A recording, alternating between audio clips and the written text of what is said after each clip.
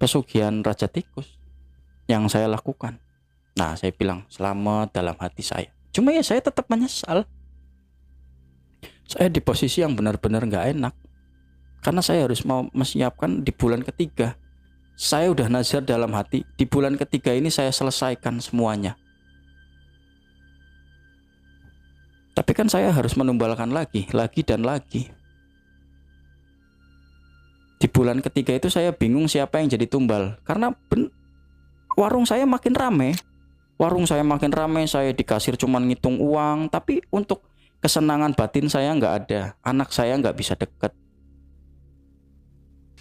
Yang saya jadikan tumbal siapa? Mertua saya. Wah, gila sih. Karena waktu itu istri saya ngomong gini, Mas, jujur ya karo aku, kamu pakai pesugihan ya? Saya diem, saya nggak jawab.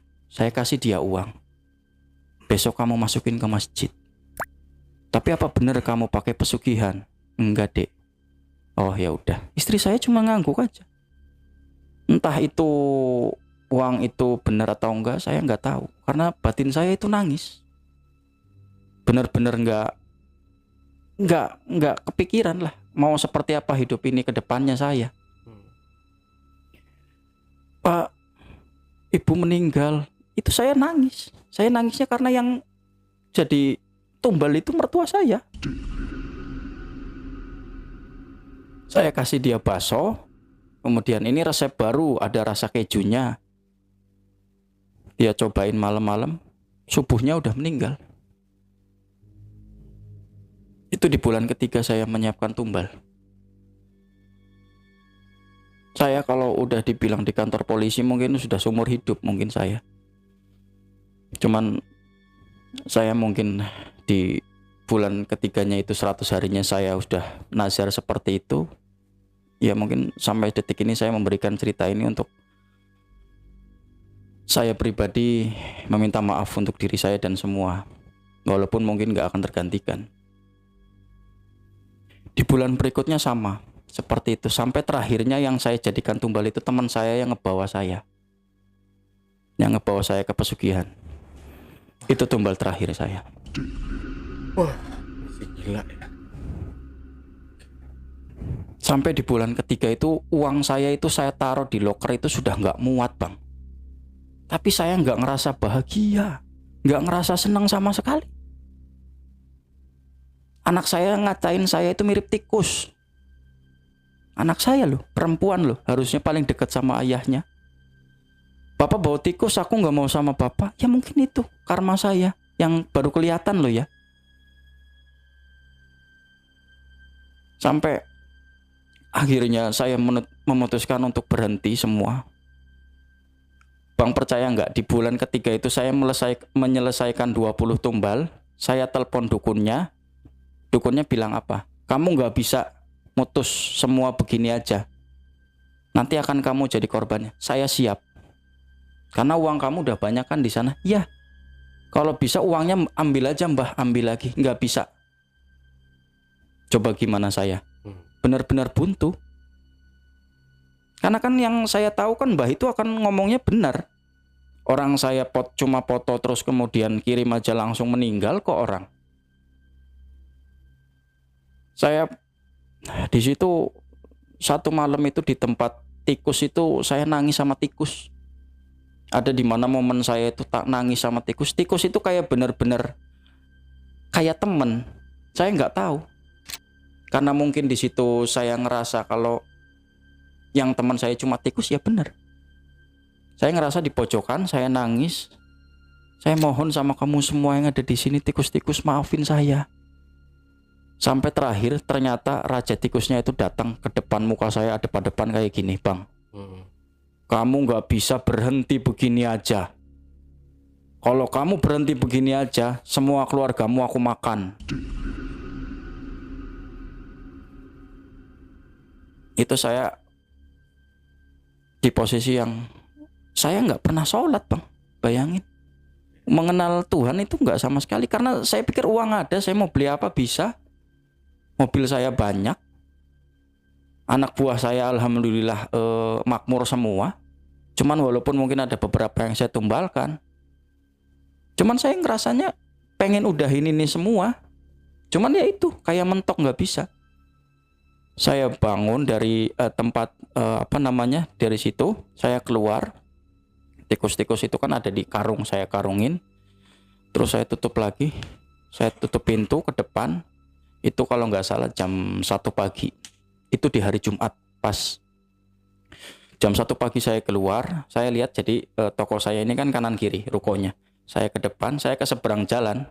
Seberang jalan saya lihat di atas. Itu benar-benar yang raja tikus itu tadi saya lihat di kamar itu ada di atas. Matanya merah ngeliatin orang kayak gini. Kayak benar-benar tahu siapa mangsanya yang akan dimakan selanjutnya. Mereka ada di atas. Oh, karena kan yang mungkin dikasih bisa lihat kan saya. Karena saya yang pakai jasa itu. Di malam itu saya nazar dalam hati, walaupun saya itu salah, tapi saya pengen udahan ini semua. Bagaimana caranya? Malam itu doang saya sholat. Saya minta, cuman rasa dalam hati itu sholat itu benar-benar gak khusyuk. Saya gak merasakan seperti apa sholat layaknya orang. Karena yang saya lihat itu tikus. Daging tikus. Uang itu malah jadi kayak hilang. Malah yang saya pikir di pikiran itu tikus. Saya harus import ke sana, saya harus import ke sini. Yang pengepul itu malah jadi kaya, Mas. Karena uangnya itu kan gak kecil saya bayar. Tapi kemudian mati juga. Karena saya memutuskan untuk malam itu, besoknya saya harus ke dukun itu. Besoknya saya datang ke dukun itu. Saya bilang sama anak-anak, libur dulu selama 1 minggu. Kamu saya tetap gaji sekian. Jadi beberapa warung itu, cabang itu saya liburkan. Karena saya bilang saya mau refreshing. Padahal istri saya nggak kemana-mana. Cuman saya doang yang ke sana. Saya datang ke Jawa lagi. Saya datang ke sana, saya bilang, waktu itu kan saya datang cuma sendiri, karena teman saya kan sudah saya tumbalkan. Saya datang sendiri dengan perasaan yang benar-benar nggak karuan, antara takut, sedih, ya nggak karuan, Bang. Saya takut sebenarnya, kalau saya udahin ini semua, dukunnya akan ngomong apa, atau mungkin saya akan mati nanti di rumah dukunnya. Jadi saya ikutin kata hati, saya datang ke dukun itu. Saya datang ke dukun itu malah nggak kayak seperti biasanya loh. Yang biasanya cuma paling 8 jam sampai 9 jam. Itu saya benar-benar kayak diputerin di bis itu mungkin kurang lebih 13 jam. Padahal nggak macet. Di bis itu saya ngerasa kayak sendirian. Karena saya nggak bawa mobil, saya sendiri. Saya pakai bis, saya datang ke sana sendiri karena kan terpencil di sana. Nah sampai sana baru saya ngojek ke atas. Itu saya yang di pikiran saya itu kayak yang di bis itu kayak bau tikus semua, gimana sih? Jadi semuanya itu rasanya tuh tikus. Itu mungkin yang jadi ini saya sampai sekarang pun begitu. Saya itu nggak pernah makan bakso saya sama sekali, karena saya tahu rasanya. Itu isinya full tikus. Sampai ada beberapa orang-orang kalangan atas yang sampai bilang, saya mau bayarin nih menu kamu berapa? Saya bilang nggak dijual, bos. Kalau mau beli datang ke sini aja, makan di sini. Oh iya, bakso kamu paling enak nih. Sampai saya digituin karena saya takut. Kalau nanti dia bilang beli, gimana saya? Saya kasih taunya pakai bakso ini. Karena kalau dari tekstur, Bang, tikus itu warnanya memang ada kemerah-merahan di bakso. Cuma rasanya itu enak. Kalau mereka yang makan ya, karena saya nggak tahu. Istri saya pun waktu itu sempat mau bikin bakso, saya banting piringnya. Mangkoknya anak saya, kenapa sih jangan makan makanan sendiri, pamali.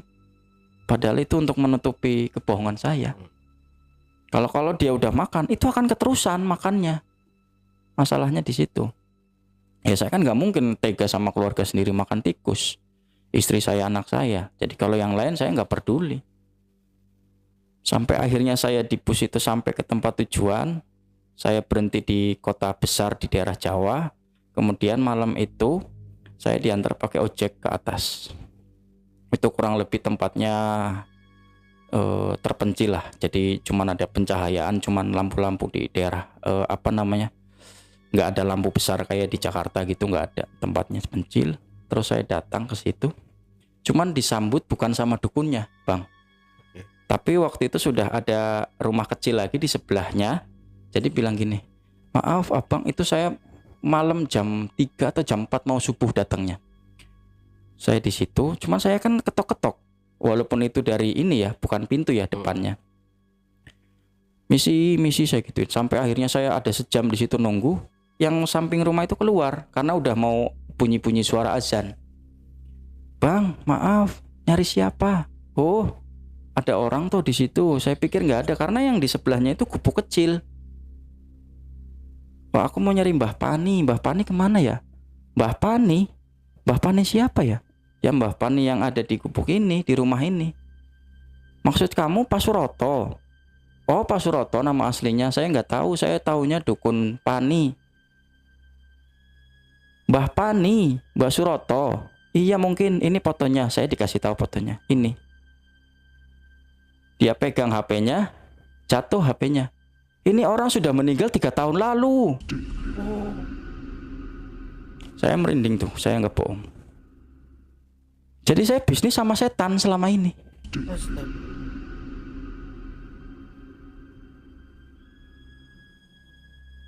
Saya nggak, maksudnya gimana? Kok ini yang waktu saya 3 bulan atau 4 bulan lalu saya kesini minta syarat. Iya, Mas, banyak yang seperti itu. Itu tuh setannya Mbah Pani, kodamnya. Gila. Itu bukan orang. Loh, merindingnya saya bener loh. Terus waktu itu saya ngomong sama siapa? Ya sama. Tapi kenapa waktu itu Mbak nggak ada di situ? Waktu itu kan cewek yang ngasih tahu saya. Iya, karena saya baru dikasih lahan di sini sama RT untuk jaga rumah ini. Karena kuburannya itu di dalam rumah. Oh, Mbah Pani itu udah meninggal. Jadi saya bersekongkol sama setan. Dukunnya pun setan. Itu nggak masuk logika, bener saya nggak tahu, itu bingung, saya bener-bener bingung. Saya duduk, bener Mbak sampean, buka aja Mas rumahnya. Saya buka rumahnya, isinya nggak sama seperti awal yang kemarin saya datang. Bau tikus rumahnya, full tikus-tikus itu pada bunyi cik cik cik cik cik tikus suaranya. bayang nih. Memang banyak yang datang ke sini Mas. Karena itu saya disuruh sama RT untuk jaga rumah ini. Kalau memang makamnya bisa dipindahkan, ini makam sudah dipindahkan, makam itu nggak bisa dipindahkan.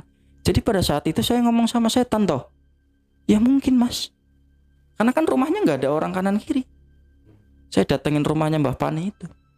Saya mau nanya siapa, temen yang saya tumbalin udah nggak ada. Jadi saya full ngobrol sama mbaknya ini yang ngasih tahu sama saya. Jadi ceritanya dulu itu Mbah Pani atau Pak Suroto itu memang dukun paling ampuh di situ untuk bisnis pesugihan. Terlebih untuk pesugihan yang berhubungan sama binatang. Entah itu tikus, entah itu ular, entah itu kelelawar, apapun itu. Toko Mbak tahu semuanya ya? Iya, saya tahu karena saya masih ada sanak saudara. Cuma saya udah jauh. Jadi saya di sini cuman setiap malam aja di sini. Kalau pagi saya pulang ke rumah. Oh gitu. Iya. Jadi saya ngasih tahu sama masnya kalau Pak Suroto ini kuburannya. Dari dulu ini orang yang kesini itu datang ketemu sama setannya, bukan sama Mbah Paninya.